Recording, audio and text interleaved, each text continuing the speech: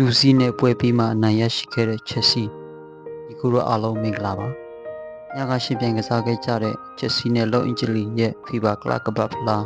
ဥစုဒီရဲ့ပထမပွဲစဉ်မှာတော့ချက်စီကဒူစီဆိုတဲ့ရလနဲ့အနိုင်ရရှိခဲ့ပါတယ်ဒီပွဲမှာတော့နီးပြမာရက်စကာဟာ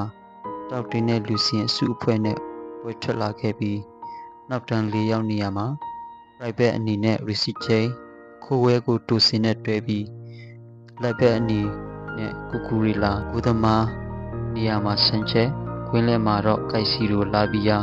ကူဖာမာညာတောင်ပံမှာနက်တိုဘေတောင်ပံမှာကတော့မာတူကီအထောင်တိုက်စစ်အနေနဲ့ချက်စင်ဖြစ်ပြီး၄နှစ်1-3ပုံစံနဲ့ပွဲထွက်လာခဲ့ပါတယ်အစာပိုင်းမိနစ်တွေမှာပွဲကအေးနေခဲ့ပြီးတစ်ဖက်နဲ့တစ်ဖက်ဘာမှလုံးမပြနိုင်ခဲ့ပါဘူးဒီလိုနဲ့34မိနစ်အလျှောက်မှာချက်စင်ရဲ့ကောင်းမွန်တဲ့အကွက်မြင်ပြီးပို့မှုကနေနက်တိုကပြေးထွက်ပြီးပြိုင်ပွဲကစားသမားကို inside လုပ်ပြီးကိုသမားရဲ့ဘယ်ဘက်တောင်းကိုအပြင်းကန်သွင်းပြီးအဖွင့်ကိုရရှိခဲ့ပါတယ်ပထမပိုင်းမှာ1-0နဲ့ပြီးဆုံးက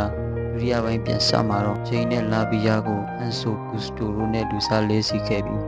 64မိနစ်မှာမာဒူကီနဲ့ချက်စင်ကိုထုတ်ပြီးတိုင်ရီဂျော်နဲ့ဒီလက်ဝင်လာကတိုက်စစ်အားကောင်းလာခဲ့ပါတယ်မိနစ်89ရှောင်းမှာဒီလက်ရဲ့ကောင်းမွန်တဲ့ဖြတ်တင်ပေးပို့မှုကနေဟန်ဆိုကလှပစွာအဆုံးသတ်ပြီးအနိုင်ပေးချစီခဲ့တယ်။ပြိုင်ဘက်အသင်းကအခွင့်အရေးနဲ့ကိုးကန်သွင်းမှုတွေရှိခဲ့ပေမဲ့စန်ချက်ရဲ့အကာအကွယ်မှုတွေကြောင့်မီရှိယာက